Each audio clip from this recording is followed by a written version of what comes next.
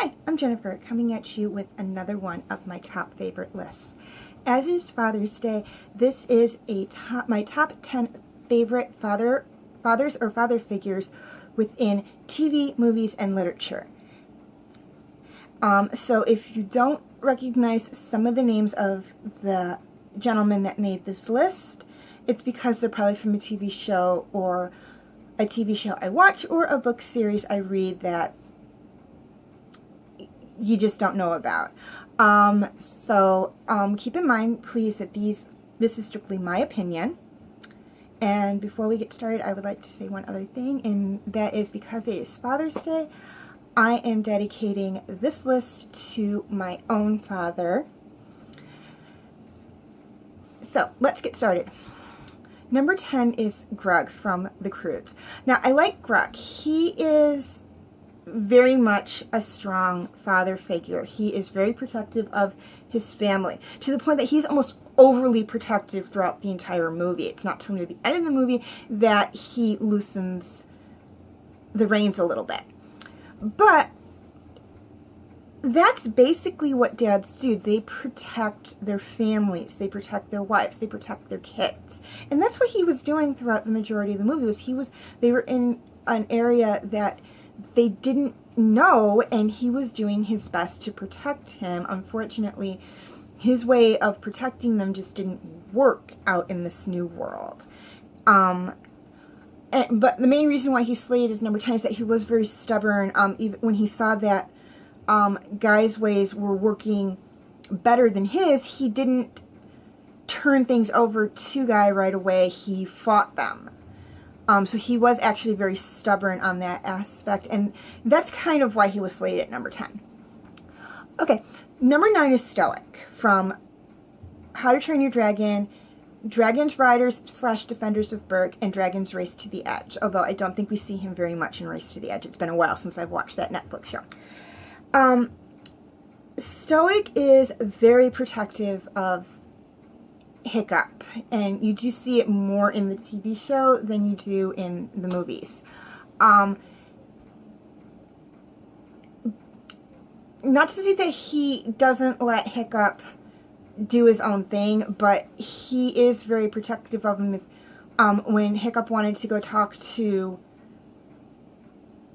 Drago in How to Train Your Dragons 2, Stoic was against it. He wanted to keep Hiccup safe, and whatnot, which is what a good father does.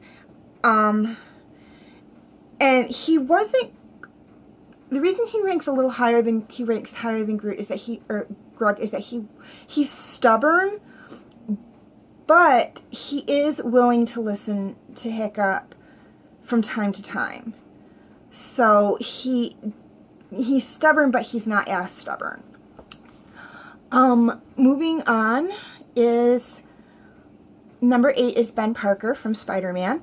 I don't know how old Peter was when he came under Uncle Ben and Aunt May's care. I think he was fairly young.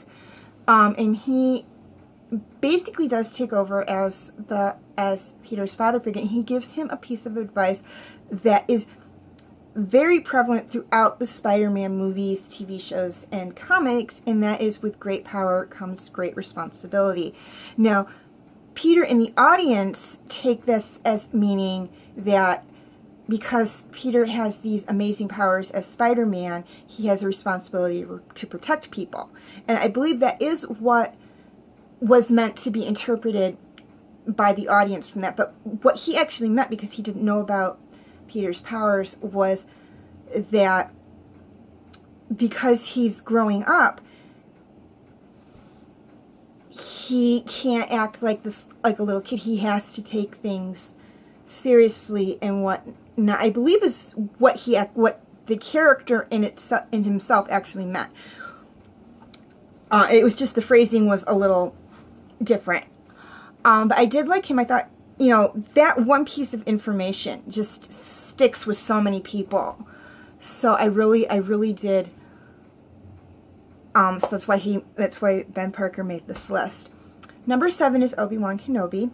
Obi-Wan not only spent 19 years basically keeping an eye on Luke, not necessarily being like a father figure to him, as Luke actually did have his Uncle Owen for that role, but Obi-Wan did kind of keep an eye on him. And also keep in mind, in the prequels, in between Phantom Menace and Attack of the Clones, Obi-Wan basically raised Anakin, because Anakin became his Padawan at 9 years old. So he was basically solely under Obi-Wan's care and guidance. So that in itself means Obi-Wan was like a father to Anakin for like 10 years.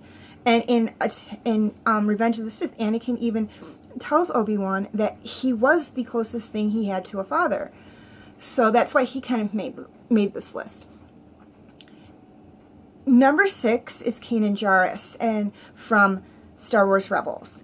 You really see the bond Kanan has with Sabine Wren and Ezra Bridger in this show.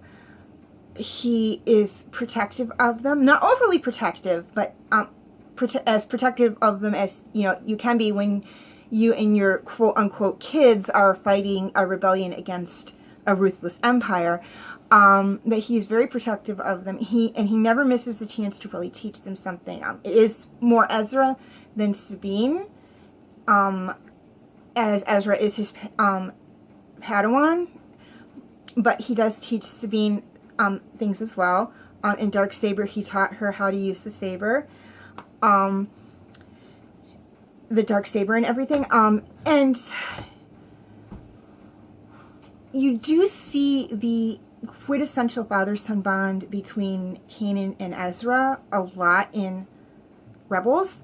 But there is a bond between him and Sabine as well. I mean, at the end of Concord Dawn, Sabine says something that is very Kanan-like, and by Kanan-like, I mean it's very something that Kanan had said previously in the episode.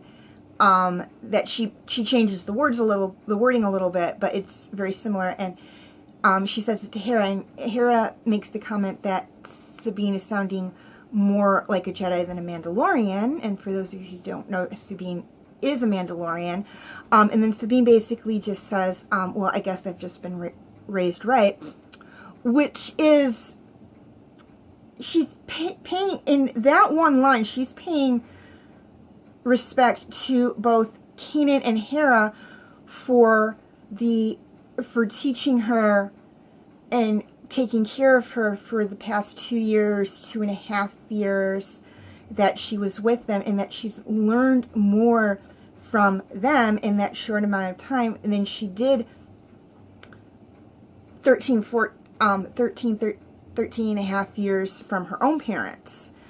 So that in itself really stuck with me and shows that she really sees them as her parents, her quintessential parents, which is why I listed Kanan why Kanan made this list. Number 5 is Professor X. Now, while he doesn't have any kids of his own, all the students at his school are under his care. So he is like a father figure to these kids, and some of them are runaways who really didn't have a strong father figure, and he kind of fills in that void as being like a dad to all these kids that he's been teaching. So he is so that's why he basically made this list. Number 4, some of you may or may not have heard of him. Xavier Halliday from the Crimson Moon book series by L.A. Banks. He is the father of one of the characters in this book series, though it doesn't come out till later in the series.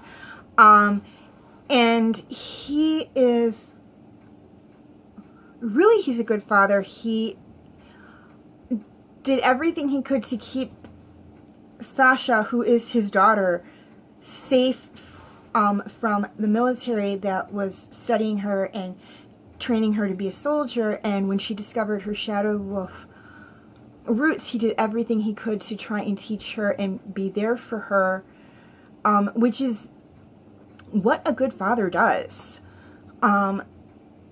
moving on. Number 4 is Jeremy Danvers from Bidden, both the TV series from Sci-Fi and the book series. And I can't remember who actually did the book series. He basically raised Clay, who is the lead male in the book series, and he took this feral 7-8-year-old kid who for a year or two was running wild in the swamps. Clay is a child werewolf, just so you know. He was bitten as a child and became a werewolf. And Jeremy basically went down to Louisiana, earned Clay's trust, brought him back to New York, and raised him as his own son. And he was very patient with him. And Clay's not mentally the most stable of people. And that is solely due to the fact that I don't think he had a good family. He came from a very good family before he was bitten. They kind of hint at it when they discuss his origins. And the fact that he lived to a year or two as a feral child in the bayou or swamps of Louisiana. And then also, the wolf tends to take control of him, like mentally take control of him a lot more than the human side. And I think that's because he was bitten at such a young age. So Jeremy is very patient with him. And that just, to me, that just screams good father. To be so patient with this kid that's not even his child, like biologically his child, and still be patient with him. Okay, number 2 is Mufasa from The Lion King. I really liked Mufasa. You can see throughout his scenes within the Lion King movie that he really cares about Simba. He is teaching him the ways, not only the ways of being a good lion, but being a good ruler. And he is he basically convinces, or his spirit basically convinces Simba to go back and reclaim his destiny, his birthright, and whatnot. So the few scenes we see him in where he's interacting with Simba he is a good father. He is a good provider for his pride, his family, and he did everything he could to teach Simba how to be a good leader and a good king and pass it on. And you can really see the stark difference between his rule and his brother's rule. When he was king, the Pride of Lands was in balance, everything was green, there was animals everywhere, there was water, everyone lived happily. And when Scar was leader, when we actually see the couple of scenes we see in the Pride Lands when Scar was a leader, the Pride Land is barren. So I don't think Scar would have passed on very good fatherly advice to any of his cubs, if he had any. They suggest that Vitalini and Nuga are his kids, but it's not really confirmed. So in my opinion, Mufasa was a very good father. And number 1 is Simba from The Lion King 2. Simba is a very good father to Kiara. He's protective of her to the point that he's almost overly protective of her. And some suggest that is because he and Nala had a cub before her that was killed, and he's trying to keep her safe because of that, which is very possible. I don't know. But when she's a cub, he watches over her. He's constantly making sure that someone is always keeping an eye on her. And in the movie, they kind of allude to the fact that she's so much like him when he was a cub that he's afraid she's going to get into the same amount of trouble, and he's just trying to protect her. And then when she's older, and she's going on her first solo hunt, he actually sends Timon and Pumbaa to keep an eye on her and make sure she doesn't get into any trouble. And he does try to protect her from Kovu, although since Kovu is her love interest and she is his little girl, I think Simba just had trouble dealing with the fact that his little girl was in love with someone, and I think most dads have trouble accepting that with their daughters. That their little girl isn't a little girl anymore. I think that's kind of what they were alluding to that a little bit. But he was a good father, and he does pass on a lot of advice to her. You don't see it very much, but he does, and he is willing, this is on Nala's advice, but he is willing to give Kovu somewhat of a chance when he sees that Kiara is falling in love with him. And when Kovu does prove himself, he accepts Kovu as the next king after him. So again, he that's kind of why he made the top of the list. So there you go. That's my top 10 favorite father/father figures in movies, TV, and books or literature. If you have a father figure in mind that I didn't mention, first off, please understand I have not seen every single movie, TV show, or read every single book that's out there, so I know I've probably glossed over a lot. These are just, from what I've seen and read. So if you have someone if there's a father or father figure from a book or movie or TV series that you like, and feel free to put them in, put it in the comment section. Tell me what you think of the 10 gentlemen who made it on this list and which one was your favorite. Also feel free to like and subscribe. That helps me out a lot. And also feel free to follow me on Twitter and Instagram. The information will be in the description section. So that's my list. Thank you for watching, and I will see you again next time.